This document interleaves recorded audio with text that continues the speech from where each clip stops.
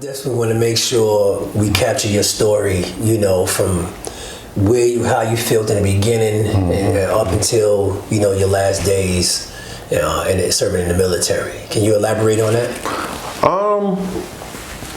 Well, looking hindsight, now I know that I've always had a problem, but it didn't come to me in the military. I mean, there was some things there, but I just couldn't pinpoint it. Yeah. So basically, I went over to Afghanistan, and I was over there working, and I seen a few things. I actually seen people get killed and people get bombed and stuff, and we worked where I worked we worked right on the flight line, so our building was right next to the hospital, and then the medevac, the runway was right there where the medevac came in, so we could we could see when they come in, and I worked in a big warehouse, so the door was opening, you could see the medevac come in. You could always tell if he's coming in fast, somebody's hurt and they're messed up, and then you see them bring them off. They're coming in slow and they bring them in. You already know it's a done deal. They done. So after a while, you seeing that you just kind of come regular. So basically, what happened is we had a really bad earthquake over there. It was 7.7 on the Richter scale. Wow. Right? So basically when it happened, because usually when we have an incoming, it shakes everything. Yeah. So in my mind, I thought I heard an incoming, but it was just the rattling and everything. So I was inside the building, so we all came outside the building. And, it's concrete, and we're just basically standing there, and I call him back. We're standing there, and you got these big 5-ton vehicles, all these military equipment, just sitting there shaking, and it just felt like it was the end of the world. It literally did.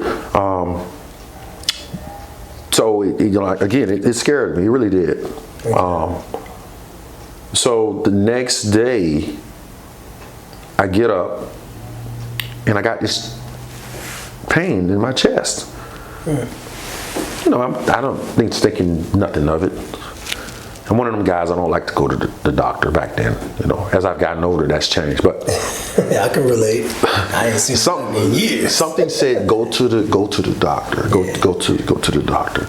So I went to the clinic, and I went in there, and the lady basically we started talking, and I broke down, and she said, well, I don't know what's going on with you. You need to go to the hospital. Went to the hospital. Soon as I got to the hospital, they asked me what's going on. I told them, hey, my chest is hurting. I don't know. Man, they got me on that hospital bed. Yeah. They ripped all my clothes off. They started putting these leads on me.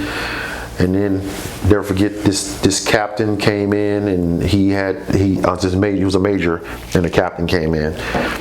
I will never forget, he had on his stopwatch, so he's looking at the stopwatch, and then he has the captain come, I guess she's his nurse, she comes and give me a pill. It's nitroglycerin, right? What? Oh, wow. So he's looking at his stopwatch, and I guess they have to time it in between when you give it. So he gives it to me. I really don't feel anything. He gives me a second one. I start feeling like, I guess my blood, I can feel everything circulating. And then he's looking at the watch, and I think he's ready to give me another one. And I said, sir, I can't take another one of those pills. And he said, look, are you sure? He said, because if you're having a heart attack, you're going to die out here. He said, there's nothing we can do for you. I said, sir, trust me, I'm good.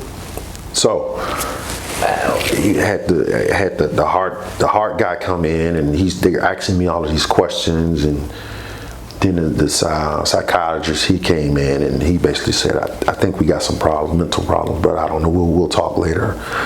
So the next day, they kept me in the hospital, they watching everything. The next day, they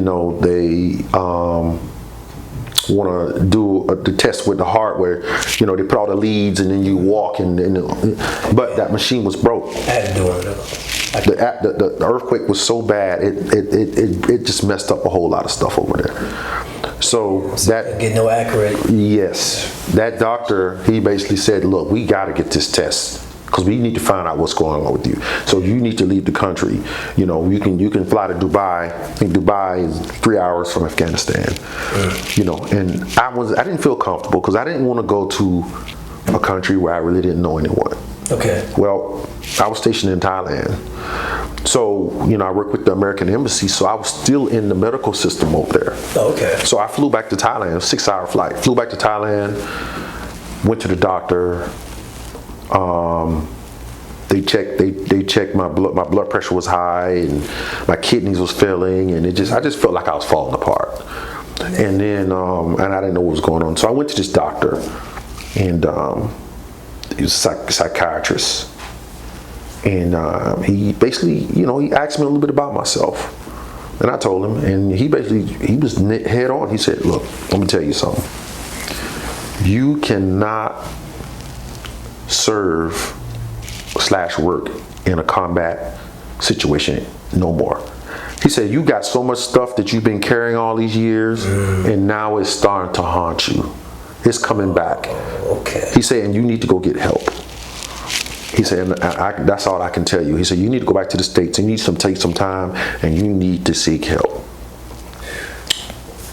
So me being who I am, I'm like, I think I'll be okay, right?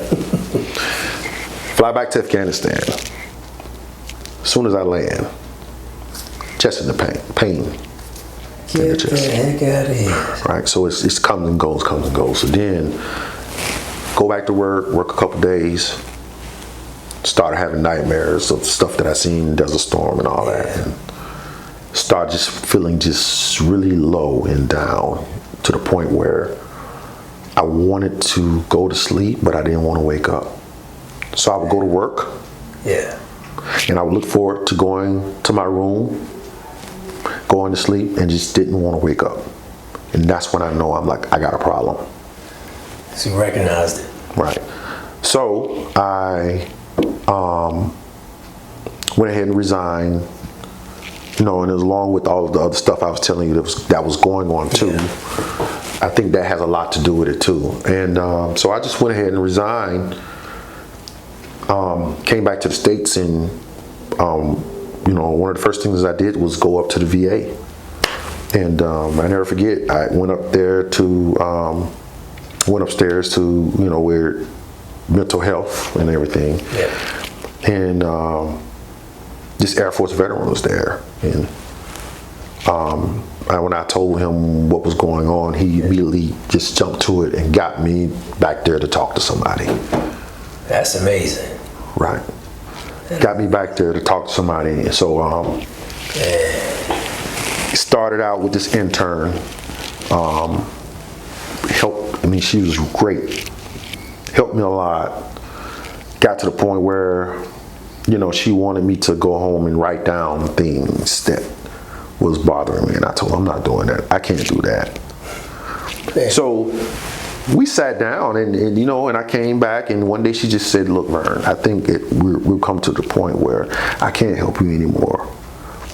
And I said, yeah, I think we're there. And she said, but this group, race-based stress and trauma, I think they'll be able to help you. I said, okay.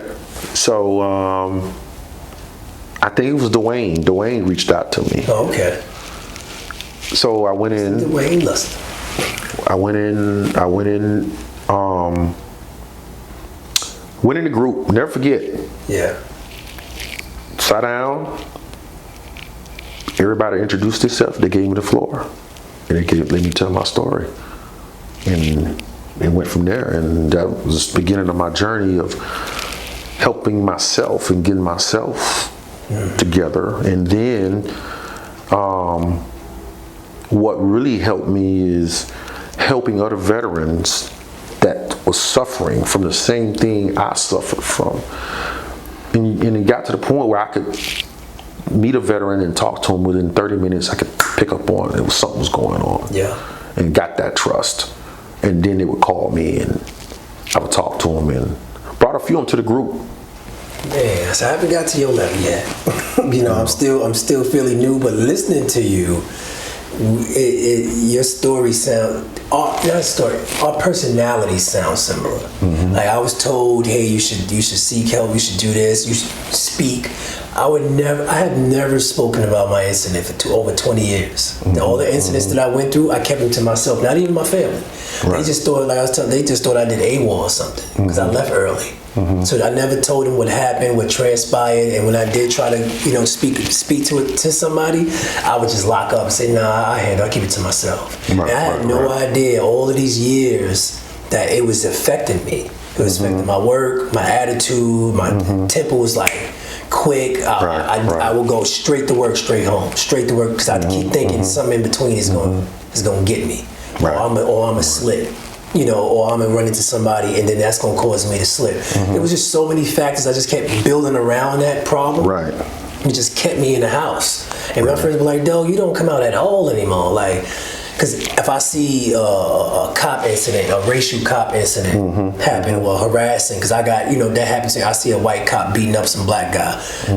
I'm angry. But at the same time, I lock up. I stay more in the house. Or if I see something happen on TV, I would lock up. And I didn't know I was doing that. It was just naturally transpiring that way, and not talking to nobody, and just hearing you saying how you feel that your body's triggering you, letting you know, hey, there's a problem. And we both like, yeah, I feel it, but whatever, because I had a similar incident where I was trying to work, and I don't work good around people, a lot of people in Home Depot, and it's this customer, first time I'm working, he comes asking me a question, and the room just started spinning, and that's the first time I had no control over my body, and I was upset because the room was just spinning. I'm like, what the hell's going on? So I'm trying to act like I'm looking at this guy, but I can't see him because I'm like, how is things spinning, and I'm standing, and then I try to reach and I fell over. So the guy was like, "You okay?" And I was like, "I can't see anything." And then they took me to, long story short, they took me to the hospital, they hooked me into the same machines, and they found out my heart was beating so low it was about to go. They said it was like at a 36 or something low. And I wasn't eating right, I had no nutrients in my body, no nothing. And they had me stay in there a week. They had me do the test, run on the machine to see if my heart would pick up and stuff like that. And I lied my way out of the hospital. They say you feel better, and I felt like crap. But I just wanted to get out the hospital. I felt like crap, but I was like, nah, I just need to get out of here. And maybe if I can get out of here, I can think again and try to fix me. And it was still wrong. I was still going down the wrong path until, like you said, we run into the group. Somebody introduced me to the group, and the first time I got to speak out about it, I felt like this relief. I don't cry. I was close to it, but I felt this relief, coming to the group with you guys. So I'm really thankful for that. Yeah, I mean, and it's, I can talk about it now, and a lot of people, they can't talk about it. Yeah. But with me talking about this, it helps me, and I think with me being honest and telling them how I got to where I'm at will help others. And a lot of times when I'm talking to somebody, they just let their guards down and they can trust me, because I think that's one of the biggest things is people don't trust, and they got to let their guards down and be able to, because they don't want to be labeled as somebody crazy or something is wrong. That was me. My paperwork said I was crazy. It said personality disorder. Right. And I was getting, teased for that. If they did get out, like some people would say in the military, "Oh, you got personality disorder. So what's wrong with you?" And I'm sitting here like, I know there's nothing wrong with me. Right. I think I'm okay, but in their eyes, you a ticking time bomb. You a problem. Well, I would tell you, and I had to tell, I had a family member that was having issues, and somebody said something out of line to him, like to that effect, and I basically told him, you stay away from people like that, because if you continue to go around people like that, you're basically setting yourself up to do something crazy. And this family member, I'm not going to call his name, but he after a while he just started calling me, and I started talking to him, and I think I helped him a lot. And, Okay. you know, he one day, you know, I think towards the end when he finally was getting to a point where he was feeling better about himself, he told me, he said, man, you know, you have a gift for this, Vern, and you should really look into, you know, going to school and trying to be a psychologist or starting your own group. Yeah. And I tell you, look, you know, you're right, I probably should, but I'm finding myself being gravitated toward people that needs help. That's right. All the time. That's right. I said, I can't finger it, but maybe that's why I retired, because it got to the point where I hated getting up in the morning. Wow. You know, my last 6 months was rough for me. I was just hated getting up, going to PT, because I wasn't happy where I was. I didn't want to be there no more. I mean, I still love the Army, but I just didn't, where I was Fort Hood, and I just didn't like it. I didn't like it. So I said, you know what? I'm out. I can't do this no more. And here you go, you know, moving on. That's real. That's real.